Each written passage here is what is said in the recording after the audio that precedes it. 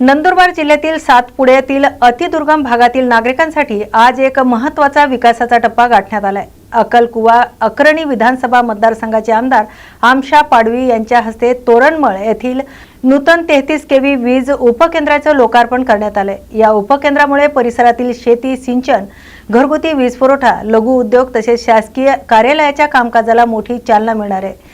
विशेषतः आदिवासी आणि दुर्गम भागाच्या सर्वांगीण विकासासाठी हे उपकेंद्र उपयुक्त ठरणार असल्याचं यावेळी सांगण्यात आले। धुळे जिल्ह्यात पोलीस भरतीच्या पार्श्वभूमीवर पोलीस प्रशासनाकडून तयारी पूर्ण करण्यात आली आहे। जिल्ह्यातील 133 रिक्त जागांसाठी ही भरती प्रक्रिया पार पडणार असून यासाठी तब्बल 9000 अर्ज प्राप्त झालेत। उद्यापासून धुळे पोलीस मुख्यालयाच्या मैदानावर मैदानी चाचणीला सुरुवात होणार आहे।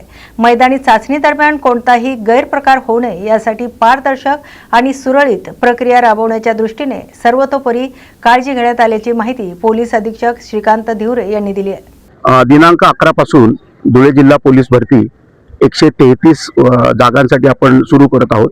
23 तारखेपर्यंत ही मैदानी चाचणी आपण पूर्ण करणार आहोत। त्याच्यामध्ये विद्यार्थ्यांना सगळ्यांना तसं अवगत करण्यात आलेलं आहे। पहाटे 5 वाजता आपली भरती प्रक्रिया सुरू होणार आहे। त्याच्यामध्ये आपण सगळ्यात पहिले त्यांचं बायोमेट्रिक्स घेणार आहोत। बायोमेट्रिक झाल्यानंतर हाईट, चेस्ट, त्याच्यानंतर चेस्ट वाटप, त्याच्यानंतर चेस्ट वाटपनंतर एक फोटो त्यांचा परत एकदा आपण घेणार आहोत आणि मग 100 मीटर, 1600 मीटर्स आणि गोळाफेक हे 3 इव्हेंट 50 मार्कांसाठी होणार आहेत। त्याच्यामध्ये 50% हे पासिंग मार्क्स विद्यार्थ्यांना सूचनेप्रमाणे आपण पासिंग ग्रेड ठेवण्यात आलेले आहे आणि त्या अनुषंगाने भरती प्रक्रिया आता पूर्ण तयारी झालेली आहे। आज आम्ही ड्राय रिहर्सल घेत आहोत आणि त्या अनुषंगाने परवापासून सकाळपासून आपण भरती प्रक्रिया सुरू करत आहोत। राज्यात आजपासून सुरू झालेल्या 12वीच्या बोर्ड परीक्षेच्या पार्श्वभूमीवर जळगाव जिल्ह्यात परीक्षा पारदर्शकपणे पार पडाव्यात यासाठी विशेष उपाययोजना करण्यात आल्या। मुख्यमंत्री कॉपीमुक्त अभियान आणि जिल्हाधिकाऱ्यांच्या संकल्पनेतून प्रत्येक परीक्षा केंद्रावर वर्ग खोल्यांमध्ये सीसीटीव्ही कॅमेरे बसवण्यात आले।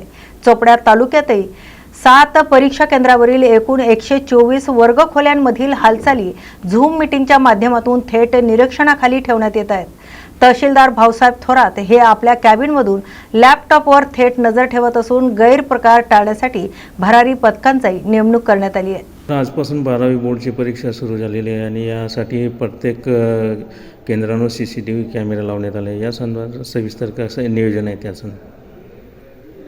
आजपासून सर्वत्र 12वीची परीक्षा सुरू होत असून जळगाव जिल्ह्यामध्ये माननीय जिल्हाधिकारी जळगाव यांच्या संकल्पनेतून ह्या सर्व परीक्षा केंद्रावरती सीसीटीव्ही बसवण्यात आले असून झूम मीटिंगद्वारे देखील इथून गट शिक्षण अधिकारी, गट विकास अधिकारी व तहसीलदार संपूर्ण वर्ग खोल्यांमध्ये काय घडामोडी घडत आहे याबाबत लाईव्ह बघत आहेत। कुठेही काही अप्रिय घटना दिसून आल्यास त्या अनुषंगाने तिथे उपस्थित बैठे पथक, नियुक्त केलेले भरारी पथके व पोलीस अधिकारी यांना देखील व्यवस्थित करण्यात येणार आहे। संपूर्ण राज्यभरात माननीय मुख्यमंत्री महोदयांच्या सूचनेप्रमाणे कॉपीमुक्त अभियान राबवण्यात येत असून जळगाव जिल्ह्यात देखील आपण सर्वजण ही संकल्पना यशस्वी करूया। आपल्या माध्यमातून पालकांना देखील आवाहन करतो की एवढ्या वर्षभर विद्यार्थी मेहनत घेतात तर त्याचा जो दृश्य परिणाम हा परीक्षेतनं बाहेर येण्यासाठी आपण देखील या चळवळीमध्ये हातभार लावावा। चोपडा तालुक्यात आज एकूण 7 केंद्रांवरती तसेच 124 वर्ग खोल्यांमध्ये 12वी परीक्षेचा इंग्रजीचा पेपर होत आहे। या संपूर्ण परीक्षेसाठी यंत्रणा सज्ज असून कोणतीही अडचण विद्यार्थी किंवा पालकांना नाही या दृष्टीने योग्य ती खबरदारी घेत आहोत। चंद्रपूर महानगरपालिकेच्या महापौरपदी संगीता खांडेकर यांची निवड झाल्यानंतर त्यांच्यावर शुभेच्छाचा वर्षाव होतोय। या पार्श्वभूमीवर माजी मंत्री आणि आमदार सुधीर मुनगंटीवार यांनी महापौर संगीता खांडेकर यांची भेट घेऊन त्यांचे अभिनंदन केले। चंद्रपूर शहराच्या विकासासाठी महापौर पदाच्या माध्यमातून सकारात्मक आणि लोकभिमुख काम घडावे अशी शुभेच्छा यावेळी देण्यात आल्या। शहराच्या विकास कामांना गती मिळेल असा विश्वासही मुनगंटीवार यांनी व्यक्त केला आहे। मी सर्वप्रथम आमचे सुधीर भाऊ यांचे सुद्धा मी आभार व्यक्त करते। तसेच सगळे आमचे नगरसेवक सगळे बंधू सगळे आपल्या प्रभागाचे यांना सुद्धा मी धन्यवाद करते. मी महापौर झाल्यानंतर आज मला संधी दिली आहे, तर या शहराचा विकास कसा होईल, पाणी व्यवस्था असो, रिंग रोड, महानगरच्या शाळा असो, सगळे मी या शहरासाठी पूर्ण प्रयत्न करेन. आणि आमच्यासोबत आमची भाऊ आहे, त्याच्यामुळे आम्ही केंद्र सुद्धा राज्यात आम्ही भरपूर निधी या शहरासाठी आणून विकास.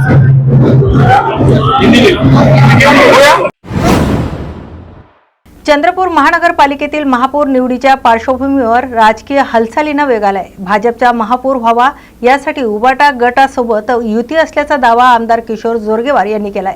चंद्रपूर शहराच्या विकासासाठी ही युती करण्यात आली असल्याचंही त्यांनी स्पष्ट केलंय. महापौर निवडीत भाजपचा उमेदवार विजयी व्हावा यासाठी समन्वयाने प्रयत्न सुरू असल्याचंही त्यांनी सांगितलंय. दरम्यान या वक्तव्यामुळे महापालिकेच्या राजकारणात चर्चा रंगताना दिसते. या ठिकाणी आम्ही उभाटा सोबत युती करतोय आणि उभाटा सोबत युती करत असताना महापौर हा भारतीय जनता पार्टीचा असेल.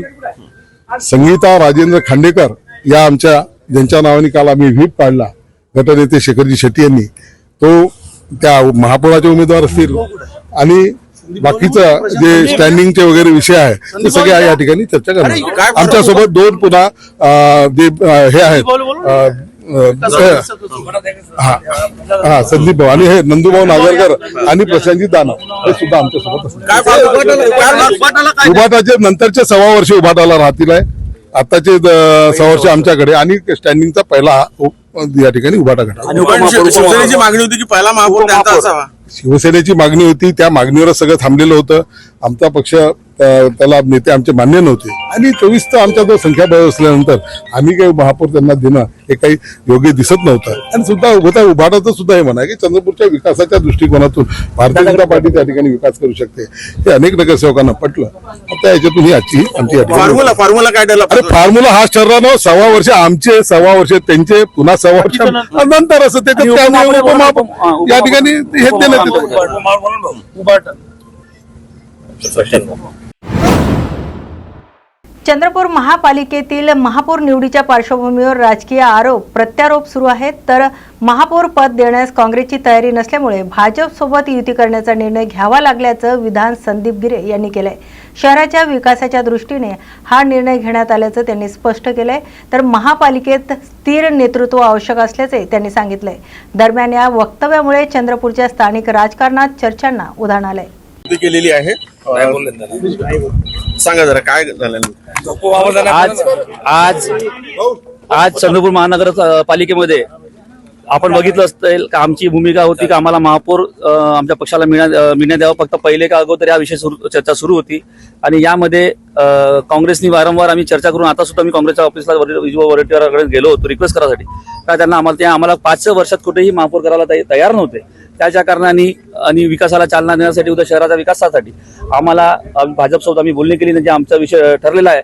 आदरणीय सुधीरभाऊ मुनगंटीवार आणि किशोरभाऊ जोरगेवार वारंवार आमच्या संपर्कात होते आणि त्यांच्या स्थानिक आमदार असू द्या आपले माजी मंत्री सुधीरभाऊ मुनगंटीवार यांच्याशी चर्चा करून आम्ही आता हा फॉर्म्युला ठरवला का पहिला 6 वर्ष भाजपचा महापौर, दुसरा 6 वर्ष शिवसेनेचा महापौर आणि त्याच्यात उपमहापौर हा 5 वर्ष आणि स्टँडिंग कमिटी पहिलं वर्ष आणि 4थं वर्ष शिवसेनेकडे, उपमहापौर सुद्धा शिवसेनेकडे, असा हा फॉर्म्युला सध्या ठरलेला आहे. पण तुमचा आग्रह किंवा हट्ट जो होता की पहिला महापौर आमचाच असावा त्याचं काय झालं? आता राजकारणात एक पाऊल पुढे मागे करावं लागते, त्याच्यामुळे आम्ही एक पाऊल मागे आलो. उद्या कसं आहे नसल्यापेक्षा आज ना उद्या होणं हे गरजेचं होतं, त्याच्यामुळे आम्ही हा पाऊल घेतला.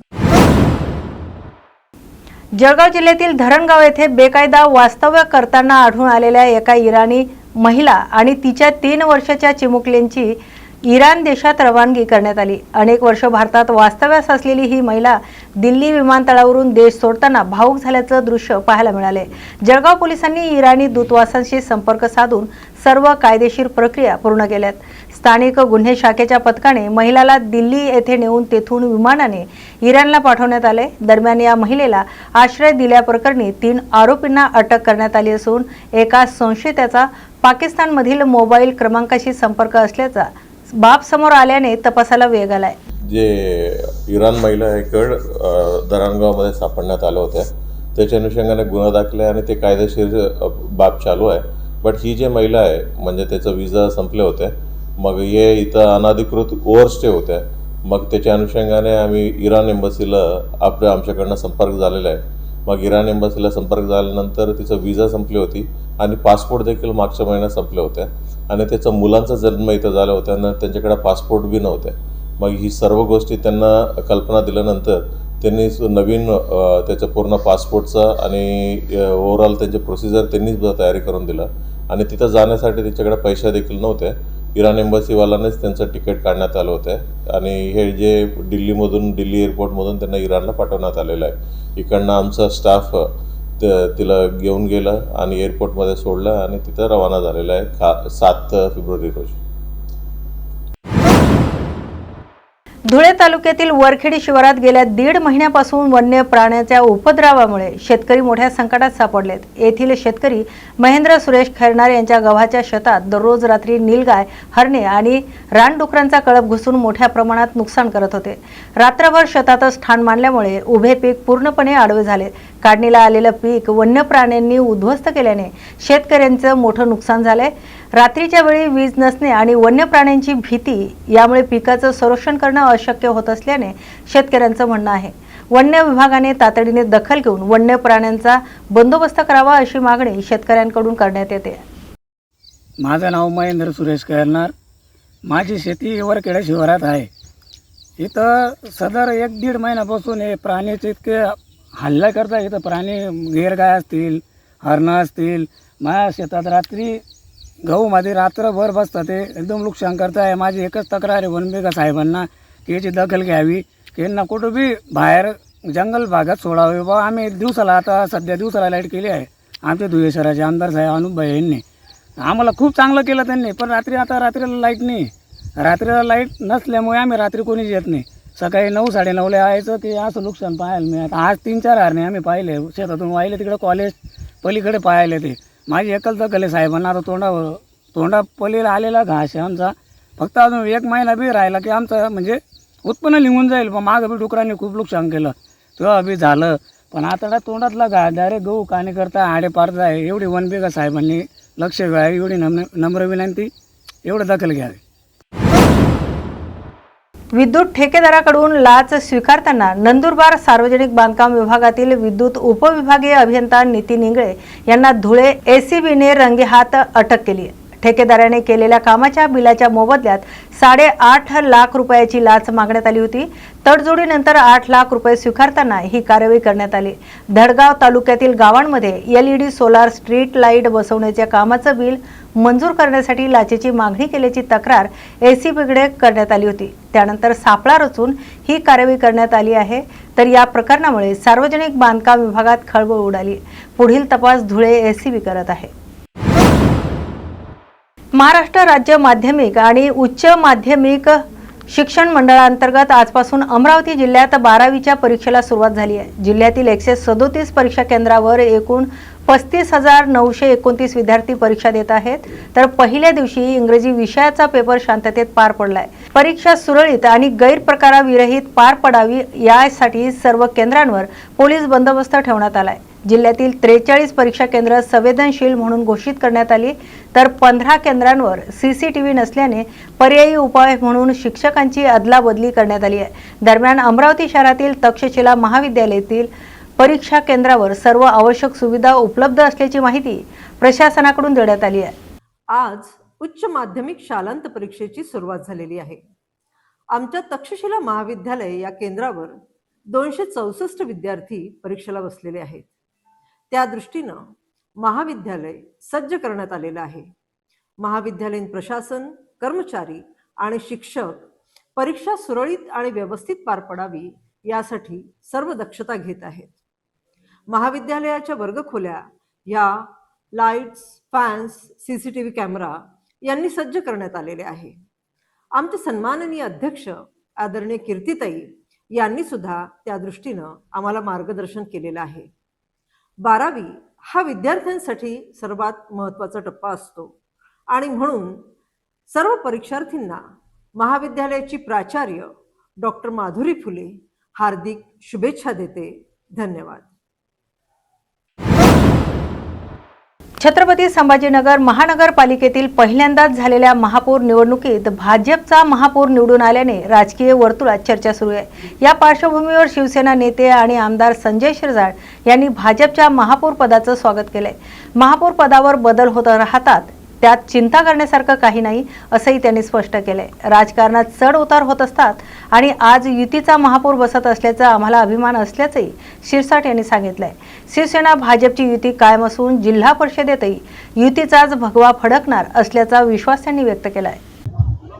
संभाजीनगरच्या इतिहासामध्ये आज पहिल्यांदा महापौराची निवडणूक होते छत्रपती संभाजीनगरची, आणि म्हणून आजचा महापौर हा महापौरात राजकारणामध्ये कधी खाली कधी वर आमच्याकडे पहिले सत्तेमध्ये डॉक्टर भागवत कराड असतील, दुसऱ्या महिला महापौर होत्या, म्हणून बापू घडामोडे होते। हे सर्व चेंजेस होत असतात, त्याच्यामुळे त्यांच्यावर एवढी चिंता करण्याचं कारण नाही। आम्हाला आनंद एकाच गोष्टीचा आहे की महायुतीचा महापौर आज या छत्रपती संभाजीनगरचा महापौर बसतोय, त्याचं आम्ही स्वागत करतो। असं आहे की आतापर्यंतच्या इतिहासामध्ये शिवसेनाचा हा बालेकिल्ला होता, मग ते जिल्हा परिषद असू दे, पंचायत समिती असू दे किंवा महानगरपालिका असू दे, मात्र हा भाजपाचा बालेकिल्ला झालाय। राजकारणामध्ये खालीवर होत असतं ना, एवढं काय चिंता करायची गरज? एखाद्या वेळेला कधी काळी काँग्रेसचा बालेकिल्ला समजला जायचा, तो आम्ही शिवसेनेने घेतला। काही वेळेला आता भाजपची थोडीशी आघाडी आलेली, म्हणून त्यात चिंता करण्यासारखं काही नाही, परंतु आम्ही महायुतीमध्ये आहोत आणि आमचा महापौर पण बसतो याचा आम्हाला आनंद आहे। जिल्हा परिषदेमध्ये भाजपाला जास्त आल्या, तुम्हालाही महाराष्ट्रामध्ये जिल्हा परिषदच्या ज्या सर्व निवडणुका झाल्यात, या निवडणुकीमध्ये ज्यांना असं वाटत होतं की शिवसेना पक्षाचं काय होईल, त्यांच्यासाठी ही खरी अर्थानं चपराक आहे। तुम्ही पाहत असाल एकनाथ शिंदे साहेबांच्या नेतृत्वात आम्ही महाराष्ट्रभर ज्या काही निवडणुका लढवल्या, त्यामध्ये एकंदरीत आमचा स्ट्राईक रेटचा तो 45% आणि म्हणून 2 नंबरचा पक्ष होण्याचा मान आम्हाला मिळालेला आहे। संभाजीनगर जिल्ह्यामध्ये सुद्धा आम्ही आज 2 नंबरचा पक्ष आहोत। 2-3 जागेचा आमचा जो काही फरक आहे, हा फरक फक्त थोडा बहुत आता काही ठिकाणानंतर त्याच्यावर भाष्य करणं योग्य नाही, परंतु त्यात थोडंसं 1-2 सीट जर आमच्या वाढल्या असतात आम्ही बरोबरीमध्ये असतो। संजय केतकर म्हणतात की अध्यक्ष तरी यामध्ये आमची जी काही युती आहे, महायुती आहे, या सगळ्या भाजप आणि शिवसेनेच्या जिल्हा परिषद सदस्य यांच्याबद्दलचा निर्णय, कोण अध्यक्ष होणार, किती काळ राहणार, हे सर्व निर्णय हे माननीय मुख्यमंत्री देवेंद्र फडणवीस आणि आमचे नेते माननीय उपमुख्यमंत्री एकनाथ शिंदे साहेब यांनी। 6 आमदार, 1 खासदार, सर्वात मोठा पक्ष, मात्र जिल्हा परिषदेमध्ये नंबर 2चा पक्ष। गेल्या वेळेला आमचे 18 आमदार होते, 18 सदस्य होते, आज ते 21 झालेले आहेत। आम्ही आमची चढती कमान आहे, आम्ही काही खाली गेलेलो नाही। आणि जर तुम्ही पाहत असाल तर गेल्या वेळेला, मागच्या वेळेला शिवसेना हे एकत्रित पक्ष होते, त्यावेळेची संख्या आणि आताचं जर संख्याबळ पाहिलं तर उभाटाचे सुद्धा 8-9 जे आलेले आहेत, ते जर असे जर केले तर आम्हाला शिवसेनेला या संभाजीनगरमध्ये प्रामुख्यानं सर्वसामान्य जनता ही चाहते, हे सिद्ध झालेलं आम्ही तुम्हाला मागचे गणित तुम्ही जे मांडलेत ना, त्याचा मी दाखला दिलेला आहे। आता शिवसेना भाजपची मजबूत युती आहे आणि या युतीचाच भगवा जिल्हा परिषदेवर पडतो। नाही, शिरसाट स्थानिक पातळीवर अशी चर्चा आहे, वेगवेगळी समीकरणं होऊ शकतात, तसं दोन्ही शिवसेना येऊन तुमच्या शिवसेनेचा अध्यक्ष होईल। आम्ही कोणतीही समीकरण करणार नाही, आम्ही शब्दाला पक्के आहोत। वर्धा जिल्ह्यातील आर्वी विधानसभा मतदारसंघाचे आमदार सुमित वानखडे यांची युनायटेड किंगडममधील वेल्स विद्यापीठाच्या विशेष अभ्यास दौऱ्यासाठी निवड झाली आहे। महाराष्ट्र विधिमंडळातील केवळ 15 निवडक आमदारांमध्ये त्यांचा समावेश आहे। 16 ते 20 फेब्रुवारी 2026 दरम्यान वेल्स विद्यापीठाच्या लॅम्प्टर कॅम्प्स येथे good governance and public policy या विषयावर विशेष प्रशिक्षण आयोजित करण्यात आले। तर लंडन सारख्या आंतरराष्ट्रीय शहरातील प्रशासन व्यवस्था, पारदर्शक कार्यपद्धती आणि आधुनिक पायाभूत सुविधांचा अभ्यास करून त्या संकल्पना आर्वी मतदारसंघात राबवण्याचा मानस आमदार वानखडे यांनी व्यक्त केला। या निवडीबद्दल आर्वी मतदारसंघातील नागरिकांच्या वतीने त्यांचा सत्कार करण्यात आला आहे। विधिमंडळाचं राष्ट्रकुल संसदीय मंडळातर्फे विधिमंडळातील काही आमदारांना इंग्लंड येथील प्रसिद्ध युनिव्हर्सिटी ऑफ वेल्स या ठिकाणी प्रशिक्षणासाठी पाठवण्यात येतं. मी विधिमंडळाचे अध्यक्ष आणि सभापती या दोघांचेही मनापासून धन्यवाद व्यक्त करतो की त्यांनी या प्रशिक्षण दौऱ्यासाठी माझी निवड केली. सुशासन आणि गव्हर्नन्स या एका विशिष्ट विषयावर या ठिकाणी प्रशिक्षण 7 दिवसाचं होणार आहे आणि निश्चितच त्याचा फायदा माझ्यासोबत माझे इतर जे सहकारी विधिमंडळाचे आहेत त्यांनासुद्धा होणार आहे आणि एक नवं एक्सपोजर या दौऱ्याच्या निमित्ताने या सर्व आमदारांना मिळणार आहे. आजच्या टी टाइम या बातमीपत्रात आपण येथेच थांबतोय. नव्या आणि ताज्या अपडेटसाठी पाहत राहा न्यूज मराठी 24/7. नवा भारत, नवा विचार.